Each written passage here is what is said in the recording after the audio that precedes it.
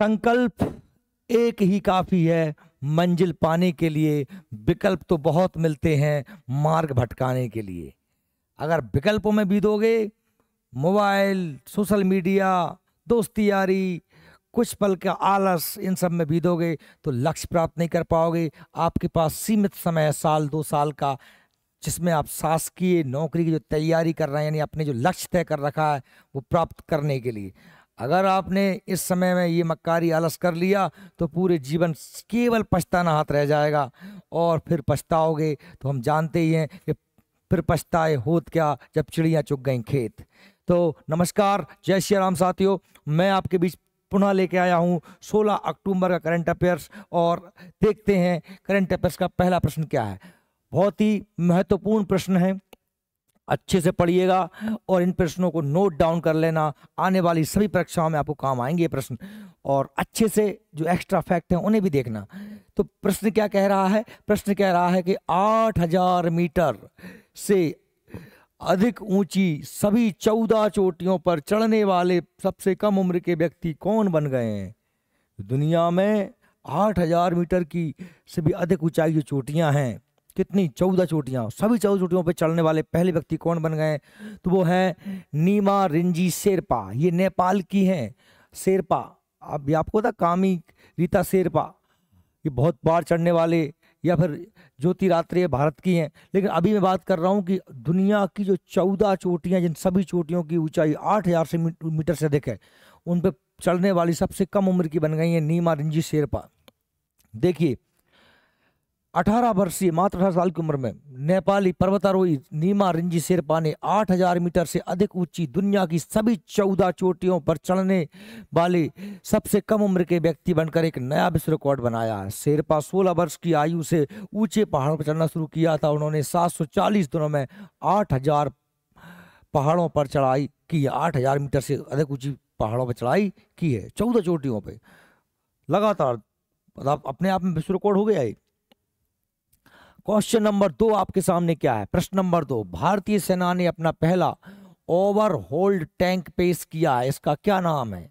ये जो टैंक है इसका नाम है T-90 भीष्म। तो भारतीय सेना का 2003 से सेना का मुख्य युद्धक टैंक T-90 भीष्म अपनी मारक क्षमता के लिए जाना जाता है। यह अपनी मारक क्षमता, गति, सुरक्षा के लिए जाना जाता है। इस T-20 भीष्म की लंबाई 9.6 मीटर है और ये 2.8 मीटर चौड़ा, और साथ में इसका वजन 46 टन है। टैंक के ऊपर एक एंटी एयरक्राफ्ट गन लगी है जो हवाई जहाजों को मार सकती है। साथ में 2 किलोमीटर रेंज की ऊंचाई तक या चौड़ा जो है एयरक्राफ्ट को ये मार के गिरा सकता है। क्वेश्चन नंबर 3, टाटा ट्रस्ट का नया अध्यक्ष कौन बन गया? आपको पता है 46 साल की उम्र में रतन टाटा का निधन हो गया है। तो टाटा ट्रस्ट का नया अध्यक्ष कौन बन गए हैं? तो नए अध्यक्ष बन गए हैं नोएल टाटा। कौन बन गए हैं? नोएल टाटा। देखिए, नोएल टाटा को सर्वसम्मति से टाटा समूह का परोपकारी शाखा टाटा ट्रस्ट का अध्यक्ष नियुक्त किया गया है। यह निर्णय रतन टाटा के 86 वर्ष की आयु निधन के बाद बोर्ड ने लिया है। नोएल टाटा जो रतन टाटा के सौतेले भाई हैं, ने टाटा स्टील और वोल्टास सहित बहुत सी कंपनियों में ये काम करते हैं। टाटा ट्रस्ट में टाटा सन्स की लगभग 66% क्या हिस्सेदारी है। आप जानते हैं यदि किसी ट्रस्ट में 50% से ज़्यादा किसी हिस्सेदारी हो जाती है तो उसका मालिकाना हक हो जाता है। टाटा ट्रस्ट को प्रभावी रूप से नियंत्रित करती है और टाटा सन्स के मामले में इसकी सबसे बड़ी भूमिका है। नोएल टाटा 40 वर्षों से टाटा समूह से जुड़े हुए हैं और वर्तमान में विभिन्न टाटा समूह की कंपनियों के बोर्ड में काम करते हैं। क्वेश्चन नंबर 4, किस भारतीय तेज गेंदबाज को तेलंगाना सरकार ने DSP नियुक्त किया है? ये आपको पता है कि T20 में वर्ल्ड कप में जीतने के समय तेलंगाना गवर्नमेंट ने निर्णय लिया था कि हम मोहम्मद सिराज हैं उनको सरकारी नौकरी देंगे, और उन्होंने तेलंगाना गवर्नमेंट में क्या बना दिया है? DSP बना दिया है। आप अगर पढ़ नहीं पा रहे थे तो किसी खेल में अच्छे हो जाते, जब आप किसी खेल में नाम कमा लेते हैं, ऊंचाइयों तक पहुंच जाते हैं, तो आपके पास दौलत शोहरत सब आ जाती है, सरकारी नौकरियां मिल जाती हैं। भारतीय तेज गेंदबाज मोहम्मद सिराज को तेलंगाना सरकार ने DSP नियुक्त किया है। और भारत के T20 वर्ल्ड कप जीतने के बाद तेलंगाना सरकार ने मोहम्मद सिराज को सरकारी नौकरी देने का वादा किया था। 30 साल के तेज गेंदबाज मोहम्मद सिराज ने अब तक भारत के लिए 28 टेस्ट, 44 वनडे और 16 T20 मुकाबले खेले हैं। साथ ही देखते हैं अगला प्रश्न। तेलंगाना के बारे में बात करें। तेलंगाना की राजधानी क्या है भाई? हैदराबाद। तेलंगाना की राजधानी हैदराबाद है। तेलंगाना के मुख्यमंत्री रेवंत रेड्डी हैं। राज्यपाल जिष्णु देव वर्मा हैं। कुछ तेलंगाना की करंट अफेयर्स देखें। तेलंगाना नीति आयोग का महिला उद्यमिता प्लेटफॉर्म चैप्टर पाने वाला पहला राज्य बना है, ये हमने पहले ही पढ़ा था। एशिया का सबसे बड़ा जनजातीय महोत्सव सम का सरतलम्मा जतारा, ये कहाँ आयोजित किया गया था? हैदराबाद में आयोजित किया, तेलंगाना में आयोजित किया गया था। दुनिया का सबसे बड़ा 3D प्रिंटेड मंदिर भी तेलंगाना में है। तेलंगाना के ट्रीमैन पुरस्कार से सम्मानित किया गया है बलराम जी को। हैदराबाद की बात करें तो हैदराबाद भारत का पहला कृषि डाटा एक्सचेंज करने वाला शहर है। देश का पहला गोल्ड ATM हैदराबाद में लगाया गया है। हेल्थवे देश का पहला रूफटॉप साइकिलिंग ट्रैक भी कहाँ बनाया गया है? हैदराबाद में बनाया गया साइकिलिंग ट्रैक जिस पर छत है। और विंग्स इंडिया का उद्घाटन ज्योतिराज सिंधिया ने कहाँ पर किया था? हैदराबाद में किया था। हैदराबाद जो आप जानते हैं ये तेलंगाना है, और तेलंगाना की राजधानी क्या है? ये हैदराबाद है। क्वेश्चन नंबर 5 की बात करते हैं तो हाल में ही सरकार ने 14वें महारत्न कंपनी के रूप में किसे मंजूरी दी है? आप जानते हैं 3 प्रकार की कंपनी के बारे में मैंने आपको बताया है। एक होती है महारत्न, क्या होती है? महारत्न। और दूसरी होती है नवरत्न होती है। और तीसरी होती है मिनी रत्न। क्या होती है? मिनी रत्न। यह जो एक प्रकार की उपाधियां हैं ये गवर्नमेंट देती है। कंपनी का पूरा टर्नओवर कितना है साल भर का, वो कितना उत्पादन कर रही है, इनकी आधार पर जो है कंपनी को दर्जे दिए जाते हैं महारत्न, नवरत्न और मिनी रत्न। सबसे बड़ी महारत्न, उनसे छोटी नवरत्न, उनसे छोटी मिनी रत्न होती हैं। तो 14वीं महारत्न कंपनी बनाई गई है। किसको बनाई गई? Hindustan aeronautics steel authority of India limited, gas authority of India limited या ऑयल इंडिया? तो इसका सही आंसर है हिंदुस्तान एरोनॉटिक्स लिमिटेड को 14वीं महारत्न कंपनी बनाया गया है। भारत सरकार ने सार्वजनिक क्षेत्र में उद्यम हिंदुस्तान एरोनॉटिक्स लिमिटेड HAL को 14वें महारत्न के रूप में दर्जा दिया है। हिंदुस्तान एरोनॉटिक्स लिमिटेड रक्षा उत्पादन विभाग केंद्रीय सार्वजनिक क्षेत्र का उद्यम है। यह हवाई जहाज वगैरह का निर्माण करती है। रक्षा के लिए सेना के लिए 2023-24 में कारोबार 28,162 करोड़ रुपए और शुद्ध लाभ 7,500 करोड़ रुपए से अधिक था इस कंपनी का। इसका जो कार्यालय है वो बेंगलोर में है। क्वेश्चन नंबर 6 की बात करते हैं। हाल में ही किस देश ने दक्षिण कोरिया के साथ सड़क और रेल संपर्क को काट दिया? भैया हम आपसे सड़क संपर्क और रेल संपर्क नहीं करेंगे। तो आप लोग जानते हैं दक्षिण कोरिया उत्तर कोरिया की लड़ाई चलती रहती है। दक्षिण कोरिया अमेरिका का समर्थक है, उत्तर कोरिया चीन का समर्थक है। किम जोंग का नाम आपने सुना होगा, बहुत बड़ा तानाशाह है। उसने बिल्कुल मना कर दिया है कि हम दक्षिण कोरिया के साथ किसी प्रकार का संबंध नहीं रखेंगे। ऐसा निर्णय इसलिए लिया क्योंकि दक्षिण कोरिया में अमेरिका के साथ लगातार सैन्य अभ्यास या सैनिक समझौते कर रहा है, जिसका उत्तर कोरिया विरोध करता है। तो देखिए, उत्तर कोरिया की सेना ने कहा है कि वह दक्षिण कोरिया तक सड़क और रेलवे पहुंच को बंद कर देगी, सीमा के अपने हिस्से के इलाके में सेना को और मजबूत करेगी। दक्षिण कोरिया में आयोजित युद्ध अभ्यासों के साथ साथ क्षेत्र के संयुक्त राज्य अमेरिका की रणनीतिक संपत्तियों को लगातार यात्राओं की प्रतिक्रिया थी कि अमेरिका और दक्षिण कोरिया का जो कॉम्बिनेशन अच्छा चल रहा है सेना के मामले में, या अमेरिका वहाँ अपना बहुत ज़्यादा इन्वेस्टमेंट कर रहा है, इसका विरोध है ये।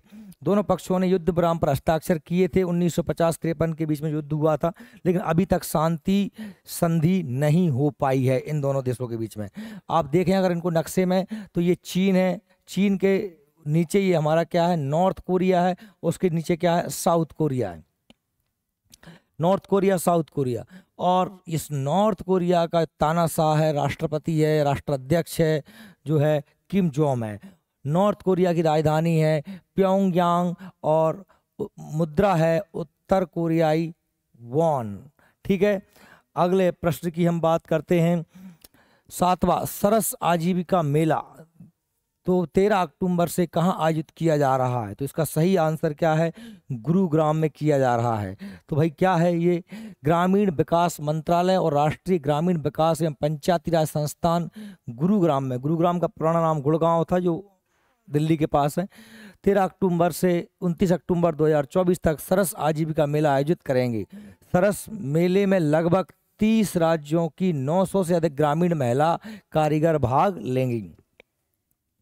और हम देखें सरस मेले में विशेष रूप से महिला स्वयं सहायता समूह, जो महिलाओं के सहायता समूह है, वो क्षमता निर्माण के लिए एक शिक्षण मंडप और ज्ञान साझा करने वाला मंडप होगा। यानी जितनी दुनिया भारत की जितनी महिलाएं हैं, महिलाओं के जो स्वयं सहायता समूह बने हुए हैं, वो आएंगे और अपने आप को वहाँ प्रेजेंट करेंगे। कहाँ पर? जिसका मेले का नाम है सरस आजीविका मेला, गुरुग्राम में आयोजित किया जाने वाला अक्टूबर में। क्वेश्चन नंबर 8, प्रतिवर्ष किस तारीख को दुनिया भर में विश्व गांठिया दिवस मनाया जाता है? गांठिया कौन सा? खाने वाला गांठिया नहीं, अरे गांठिया रोग होता है, गठिया। जोड़ों में दर्द, हाथों में दर्द, मांसपेशियों में, तो खासतौर बुढ़ापे में ये होता है। ये जोड़ जो होते हैं ना हमारी, ये जॉइंट, उनमें जकड़न टाइप की हो जाती है। तो ये प्रति वर्ष मनाया जाता है 12 अक्टूबर को। कहाँ मनाया जाता है? 12 अक्टूबर को। विश्व गांठिया दिवस WAD का हर साल 12 अक्टूबर को मनाया जाता है। गांठिया 100 से अधिक स्थितियों के लिए प्रयुक्त होने वाला शब्द है। अलग अलग अकेले जोड़ों को दर्द ही क्यों? जोड़ों को दर्द, सूजन, अकड़न, ये सब गांठिया के अंतर्गत आते हैं। इसे गठिया कहते हैं, सॉरी, है ना। और किस देश को संयुक्त राष्ट्र मानव अधिकार परिषद ने सीट देने से इनकार कर दिया है? संयुक्त राष्ट्र मानव अधिकार परिषद, संयुक्त राष्ट्र, जैसे भारत में मानव अधिकार आयोग होता है ना, ऐसे संयुक्त राष्ट्र का मानव अधिकार परिषद है। उसमें अभी किस देश को सीट देने से इनकार कर दिया? उसका सही आंसर है सऊदी अरब। क्योंकि सऊदी अरब, देखो, जो मापदंड तय किए थे उन मापदंडों पे खरा नहीं उतर पाया सऊदी अरब। सऊदी अरब सीट हासिल करने में विफल रहा। एशिया प्रशांत क्षेत्र से 6ठे स्थान पर रहा, और जहां साइप्रस, मार्शल द्वीप, कतर, दक्षिण कोरिया और थाईलैंड ने ये सीटें जीत ली हैं। यानी कि अगर ये 5 देश में आ जाता तो ये सीट उसको मिल जाती है। 6वें नंबर पर रहा। पर एशिया प्रशांत क्षेत्र से 5 देश UNHRC मतलब संयुक्त राष्ट्र मानवाधिकार परिषद के लिए सीटों की प्रतिस्पर्धा कर रहे थे। जीतने वाले देश में साइप्रस हैं, मार्शल द्वीप हैं, कतर हैं, दक्षिण कोरिया और थाईलैंड। ये 5 देश बन गए। और 6वें नंबर पे कौन रहा? हमारा सऊदी अरब 6वें स्थान पर रहा, जिसके कारण उसने सीट नहीं मिल पाई। ठीक है। और अगर हम UNHRC की बात करें तो उसका स्थापना 15 मार्च 2006 को हुआ था, और इसका मुख्यालय जिनेवा, स्विट्जरलैंड में है। ठीक है। अगला क्वेश्चन, 10वें क्वेश्चन की बात करते हैं। तो किस ने इजराइल के साथ राजनयिक संबंध तोड़ने की घोषणा की है? राजनयिक संबंध आप जानते हैं, मतलब हर देश का दूसरे देश में दूतावास होता है, वहाँ हमारे दूत रहते हैं। हाँ, राजनयिक ऑफिस होता है, वहाँ हमारे जितने भी नागरिक हैं वो अपनी सुरक्षा या सबके लिए राजनयिक संबंध करते हैं, चर्चा करते हैं। वो राजनयिक के दूतावास वहाँ हमारे नागरिकों की देखभाल, सुरक्षा करता है। तो अभी इजराइल के साथ किसने अपने राजनयिक संबंधों को तोड़ दिया है? तो इसका सही आंसर है क्या? निकारागुआ। निकारागुआ एक दोनों मध्य अमेरिकी देश है। आप अगर देखेंगे निकारागुआ को, आप देखें तो निकारागुआ, देखिए ये हमारा उत्तर अमेरिका है, आपको दिख रहा है। ऊपर मैक्सिको है, ये USA है, यूनाइटेड स्टेट ऑफ अमेरिका है। ठीक है। पास में क्यूबा है, जमैका है, ये यहाँ पर कैरेबियन सी है, साथ में ये नीचे हमारा दक्षिण अमेरिका है ना, कोलंबो वगैरह देश है। इसके बीच में पड़ रहा है ये हमारा निकारागुआ। ये है निकारागुआ। निकारागुआ किस इजराइल के साथ वैसे ही बहुत अच्छे संबंध नहीं थे। इनके साथ कोई वैसे भी निकारागुआ का दूतावास इजराइल में नहीं था, और इजराइल का दूतावास निकारागुआ में नहीं था। ये सिर्फ सिंबॉलिक तरीके से विद्रोह है। निकारागुआ की राजधानी मानागुआ है, और इसकी मुद्रा है कोडोवा। और यहाँ के जो राष्ट्रपति हैं वो हैं डेनियल ओर्टेगा। और ये अभी चुनाव हुआ था पिछले साल, तो इस पर बहुत ज़्यादा तानाशाही का आरोप लगा है कि इन्होंने अपने जो सारे प्रतिद्वंदी थे जो उनके विरोध में चुनाव लड़ रहे थे, उनको चुनाव से 1 महीने पहले ही सबको जेल में बंद कर दिया था। वो अकेले ही चुनाव करे, वो सारे 90 में से 75 सीटें इनके ये खुद जीत गए, और जो बची हुई कुछ सीटें हैं वो इनके जो है समर्थक लोग वो जीत गए। तो इसका भी दुनिया में विरोध हुआ था। निकारागुआ ने अपने कांग्रेस के एक प्रस्ताव के बाद इजराइल के साथ राजनीतिक संबंध तोड़ने की घोषणा की है। यह कदम पर्याप्त सीमा तक एक प्रतीकात्मक है, क्योंकि इजराइल का मानागुआ में कोई राजदूत नहीं है, और इन दोनों के बीच में कोई बहुत अच्छे संबंध पहले से भी नहीं थे। तो ये हमारा आज का करंट अफेयर्स था। आप इन प्रश्नों को अच्छे से पढ़ना, लिखना, और आप स्वस्थ रहें, सुरक्षित रहें, लगे रहें।